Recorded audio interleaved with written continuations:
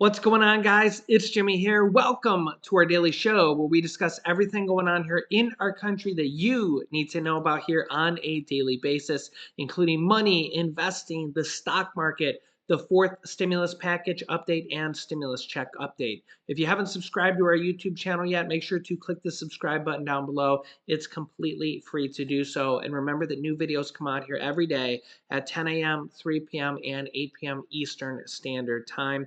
I will keep you up to date here. Also, thanks for hitting the like button for us down below. It really helps out our YouTube channel. And while Democrats are reviving this new stimulus package, stimulus bill, Mitch McConnell is warning the Democrats not to revive it. I'll give you the details in this video, so make sure to watch all the way to the end. It's pretty juicy. Senate Democrats are seeing, quote, major progress on a new bill, a new Biden agenda bill, hope for a July vote. Yeah, you can also see here, this is from NBC News. You can also see here from the Washington Post with everybody's favorite senator here, Senator Joe Manchin. Democrats race to revive a new economic package as inflation spikes across the country. With inflation high and a possible recession looming, or maybe already here, party lawmakers are trying anew to resurrect talks with their lone holdout, Senator Joe Manchin of West Virginia. Senate Democrats are reporting that they are close to a deal on potential multiple provisions here to lower prescription drug pricing for over 100 million Americans as part of a larger party line package and to advance a number of President Joe Biden's economic priorities. Three sources familiar with the negotiations said, according to NBC News. Democrats plan to submit a, quote, finalized agreements on allowing Medicare to negotiate prices with pharmaceutical companies to a key Senate officials, quote, in the coming days. This would be more than just Medicare. This would also most likely cover private health insurance for probably everybody with health insurance, or anybody that takes prescription drug anybody that takes prescription drugs. This would probably lower the cost of them for most prescriptions that are on the market that aren't brand new. The last version of this bill we've seen, it was for most prescriptions that were on the market that weren't new, that had been at least on the market for like more than like 6 or 7 years. It would lower the cost of them and would dramatically lower the cost of a lot of drugs like insulin, which are life-saving drugs, and inhalers. So I've seen a lot of comments from a lot of people that say that they can't afford a lot of types of insulin and inhalers. I've had an inhaler for like 20 years or so, and I know when we go to buy it, it's like $400 or something. So it's very expensive. And I mean, we have insurance, but we have a $5,000 deductible. So our insurance doesn't actually kick in until we pay $5,000. So we have to actually pay the full $400. So health insurance is insanely expensive nowadays. So lowering the cost of prescriptions would be a really good thing for a lot of Americans. And even if you're on like Medicare, even if you don't take a lot of prescriptions, this would be a good thing for probably almost every American because it will probably lower the cost of your premiums or your, the amount of monthly payments that you pay as well. Because, I mean, the last Medicare increase, they're saying that about half of that was just because of one prescription drug, Alduham. So prescription drug pricing is a very, very big thing here in America. We pay about 2.5 times more than any other country in the world, even for the same prescriptions made by the same companies. So this is a very, very big thing if we can get it done, or if Congress can get it done on behalf of us, right? We're tired of paying exorbitantly high prices on prescriptions, on gas, on food, on everything, right? So the Senate official said that they're going to submit this to see whether it complies with the Senate's strict budget rules, one of their sources said. Basically, to see if this will comply with the Senate parliamentarians ruling, if it will pass muster for the reconciliation process, because you would think that this would be something that the Republicans would vote for, but they're going to bundle this. And honestly, the Republicans probably wouldn't vote for this anyways, just because there's a lot of political turmoil going on right now. And it just seems like Republicans and Democrats are just divided. So anything that the Democrats bring forward right now, the Republicans probably just won't vote for because of election time coming up right now.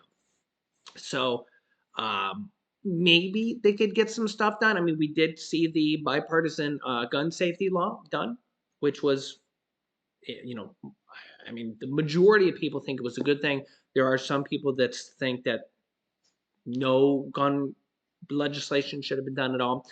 We are seeing some bipartisan bills come through Congress, but this bill is going to have to go through the reconciliation process, which would mean it's going to be packaged with a bunch of other of the Democrats and President Biden's um, agenda or priorities, however you want to put it. And we'll have to see what else they bundle with it. And then they would need all 50 Democrats in the Senate to vote yes on it. That includes Senator Joe Manchin and Senator Kirsten Sinema. And all the Republicans will vote no on it. That's just kind of how it's going to go down. And this is the same way they passed the third stimulus check package from last year, which included the $1,400 stimulus checks, the child tax credits for 1 year that have now expired because they haven't been able to come to an agreement on it. This is not how they passed the first stimulus check and the second stimulus check, though, that were underneath Republican former President Donald Trump. Trump's stimulus checks, stimulus check 1 and stimulus check 2, those were passed through Congress with Republicans and Democratic support. Since Biden came in office, the Republicans basically they've just been voting no on all this stuff. So the Democrats, if they want to pass this, they're going to have to pass it through the reconciliation process. And that means they can bypass the 60 votes needed in the Senate to normally pass a bill like this with 50 votes. Okay, they can only do this a certain amount of times, which time is running out. They would need to do this basically before the election, and they're going to try to do it here this month. The source, who requested to remain anonymous between Senate Majority Leader Chuck Schumer and Senator Joe Manchin, described the expected move as major progress that shows Democratic leadership wants to move forward with the bill on the floor as early as, well, now this month, now that it's July. There's no final deal on the broader bill, however, yet, as other major parts of the reconciliation bill, which we're not really sure what all is going to be in there yet, potential energy, climate policy, tax changes, inflation relief, gas tax relief, are being negotiated between Schumer and Manchin behind closed doors. Manchin's office said this week there is a consensus and a path forward on at least the prescription drug pricing. Senators Manchin has long advocated for proposals that would lower prescription drug costs for seniors, and his support for the proposal has never been in question. He's glad that all 50 Democrats agree.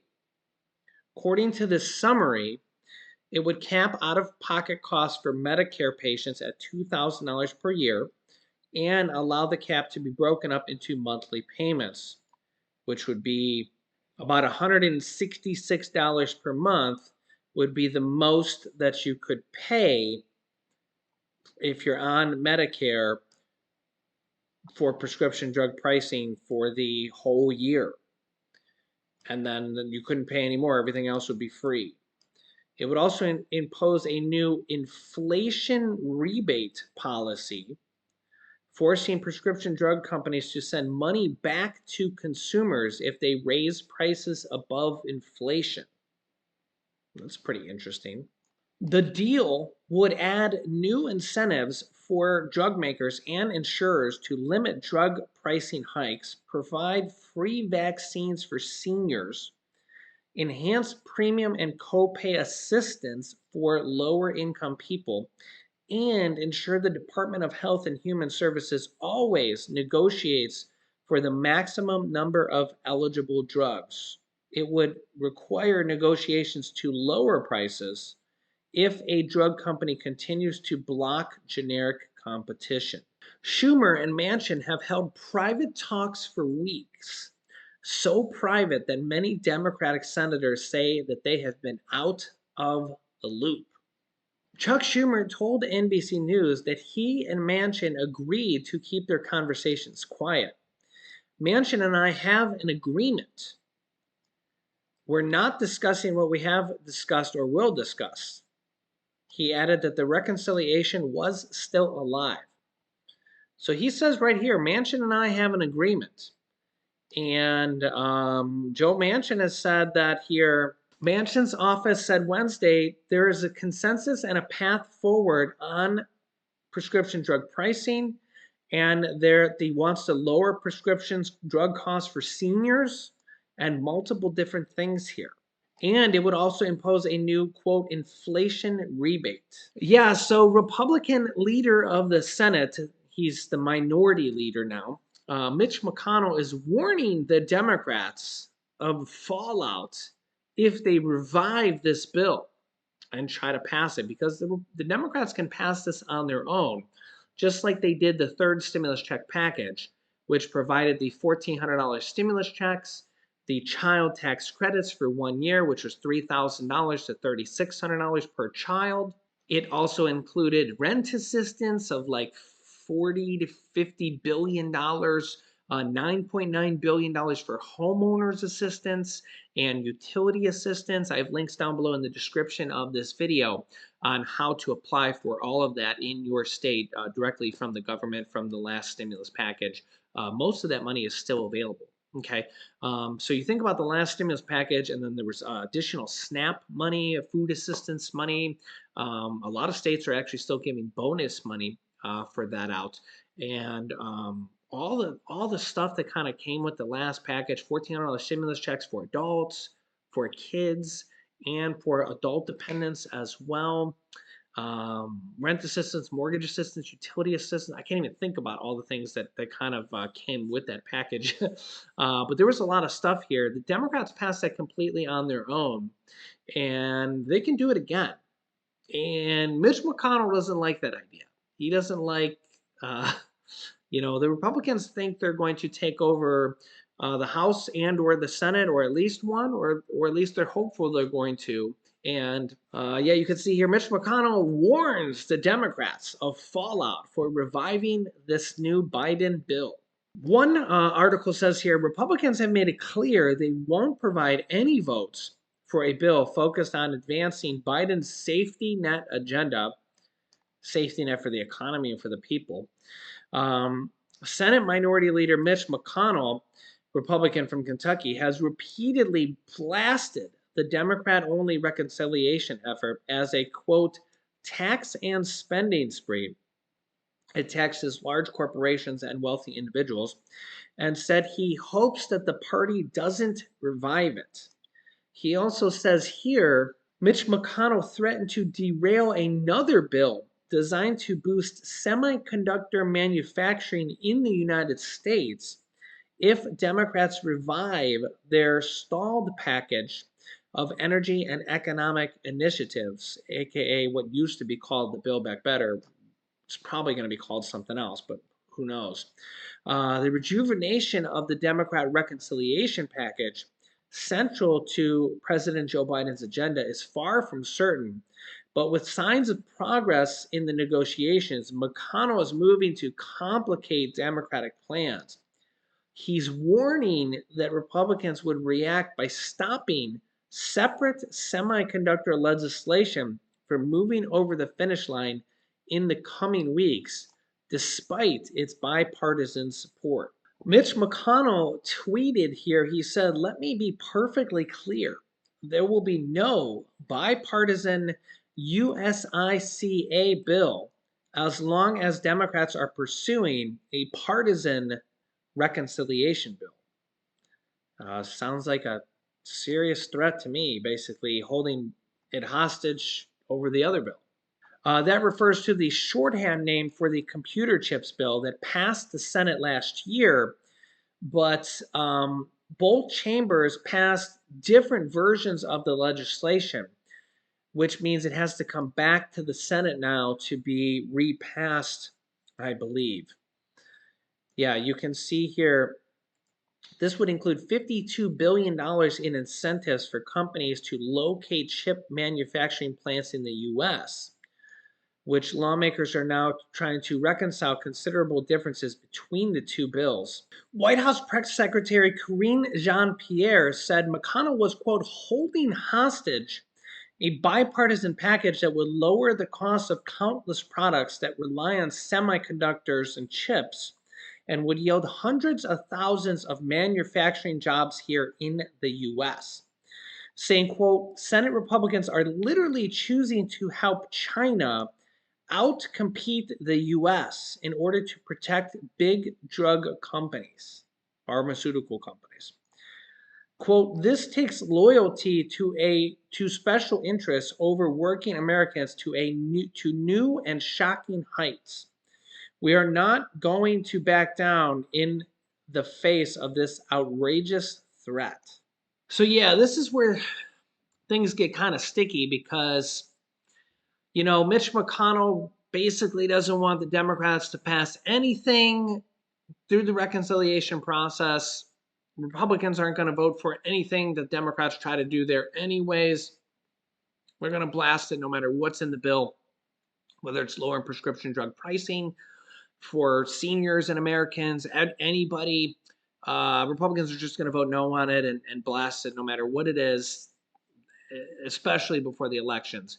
So now they're going to try to hold this other bill hostage, which is going to bring chip manufacturing and semiconductor manufacturing here home in the U.S. instead of it all these chips being manufactured overseas. And there's been a chip shortage here for a while, and it makes us much less reliant on these chips being produced in other countries, and we can produce them here in the United States. And those are good paying jobs for, you read it, hundreds of thousands of Americans. So it's a win-win-win, and it's a bipartisan bill. But Mitch McConnell is using it as a negotiating tool to stop the Democrats from doing the reconciliation process for this next package. So you can see there's a lot of political turmoil here. Yeah, and of course, Republicans are going to think they're right. Democrats are going to think they're right. Welcome to politics in 2022, and really in 2021 and 2020 and 2019. This is basically how Congress works, right? And yeah, so let me know your thoughts. I'll keep you up to date here. It seems like they're making a lot of progress on this and moving forward. I'm going to try to vote on it here soon. So I'll keep you up to date on this and everything else going on here in our country. So, and also what else might be in this bill, because that's just one of the provisions in this bill. And remember, it's probably going to be a really large package of bills, just like the last stimulus package, reconciliation package was. So make sure to subscribe down below to our YouTube channel so you don't miss out on new videos. It's completely free to do so. And then click the bell icon that appears next to the subscribe button so you get notifications when we go live and you don't miss out on new videos that come out every day at 10 a.m., 3 p.m., and 8 p.m. Eastern Standard Time. You can click here to see my newest video on stimulus checks that are coming out here in July. And also here is my newest video on 58% of Americans are included in this That video just came out here. So click on one of those videos next. Thanks for watching, guys, and I'll see you in the next video.